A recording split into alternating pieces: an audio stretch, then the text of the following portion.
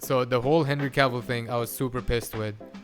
But, but in James Gunn's defense, I don't blame James Gunn for any of this.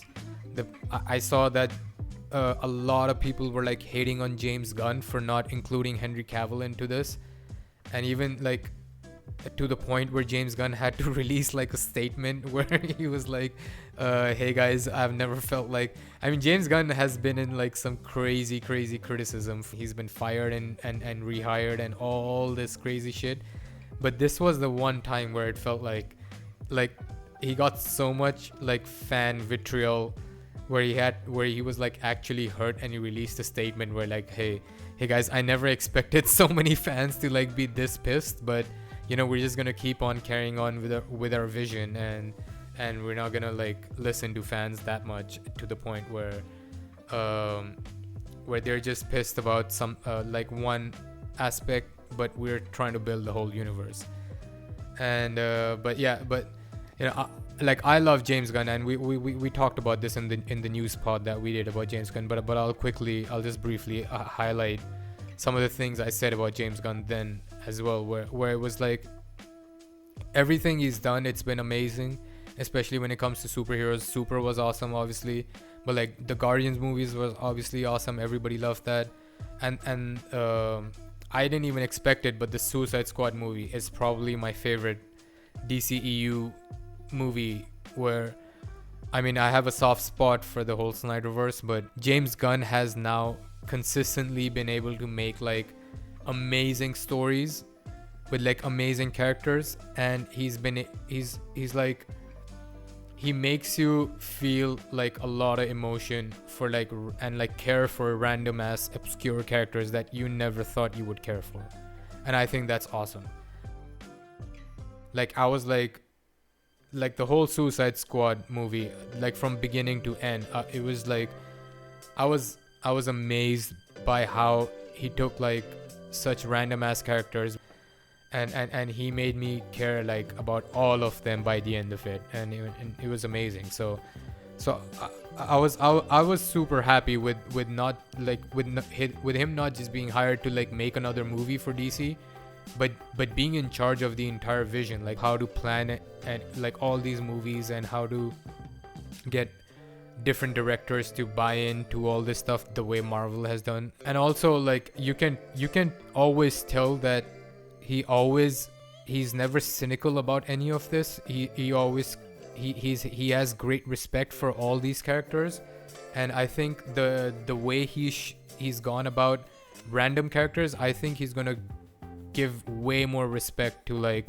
the central characters like Superman and Batman. And I think he talked about how their plans are, I think he's writing it, but I think their plans are to start with like a younger Superman and to like move forward from there. So obviously it makes sense to not have Henry Cavill. I mean, Henry Cavill looks awesome, but like he is 39 years old, and I don't know, maybe they could include him in the future in like some kind of multiverse situation, but it does make sense for them to not have him, because let's be real, it's not just Henry Cavill that they would have to include. If they include Henry Cavill, they would also have to include, like, there's so much baggage that comes along with it, where all the storylines that he's been in so far would have to be included, or like they would have to be referenced in some manner, like the Joker, Wonder Woman, Lex Luthor.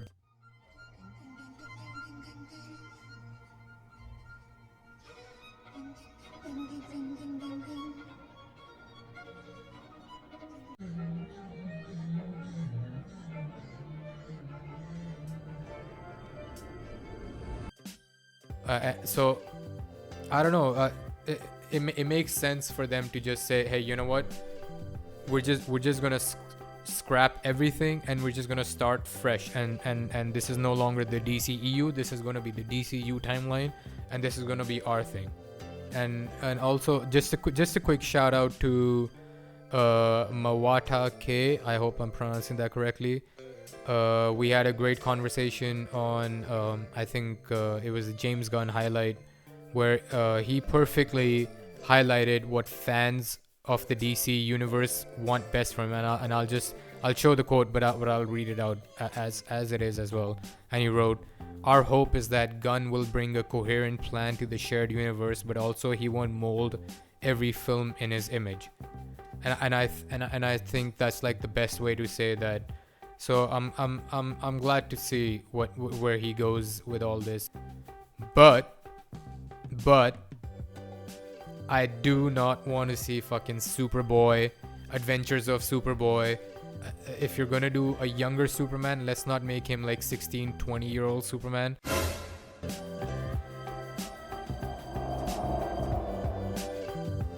Let's just have him be like 25-year-old Superman, where we can get into. I think we've done enough origins. I mean, we've gotten like 40 seasons of Smallville, and it was good, but no, okay. I think it's time to just get into just a good Superman story with a fully realized, hopeful Superman. I think it'll be cool to just have like a regular, you know, comic book adaptation of a really good Superman story.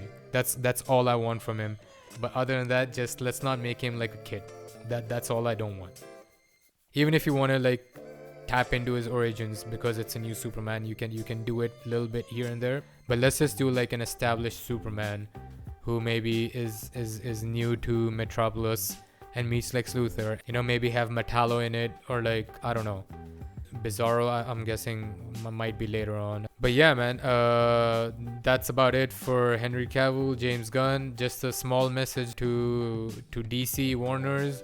Stop, please. I mean, you tried to catch up to Marvel. It's now too late. Like, Marvel planned out their shit, but there's like little small movies that sucked in the middle, and it didn't matter because they had their plan for the big thing, which is what I remember DC and Warner's having with Zack Snyder.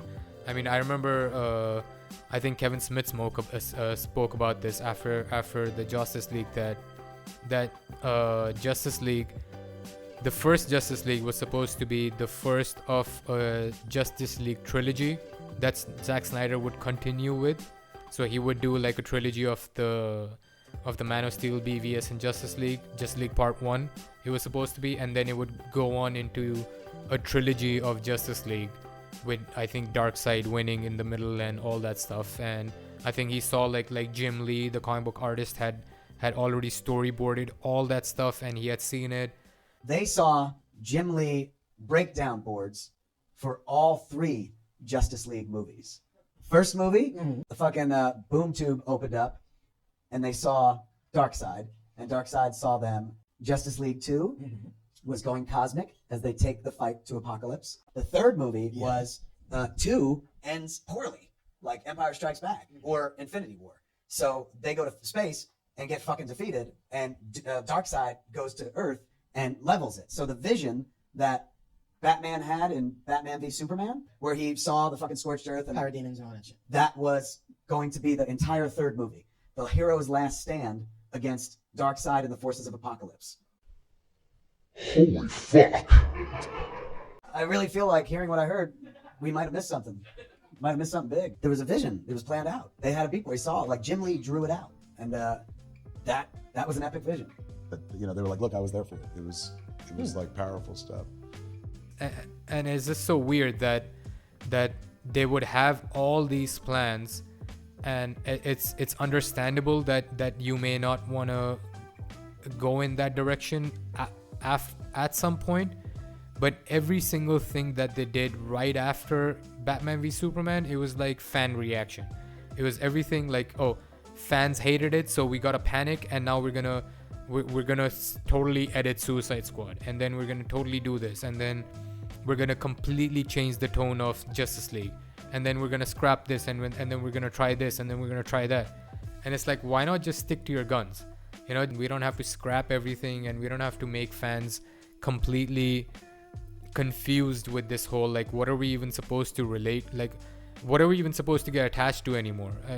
It's been 10 years that we've all been just like watching and waiting, and it's just been like a complete shit show, like where DC's just every single time have just like tried to stop things in its track and like course correct midway and retcon things, and rather than just stick to a plan and then try to maybe zig a little bit and zag a little bit. But they've just like had such bad panic reactions where it's just turned into a complete jumbled mess.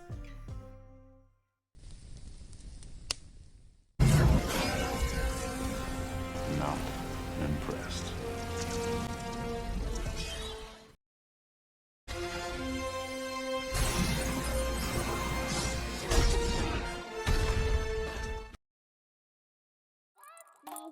And now, speaking of a jumbled mess, let's just quickly, I just want to quickly get into the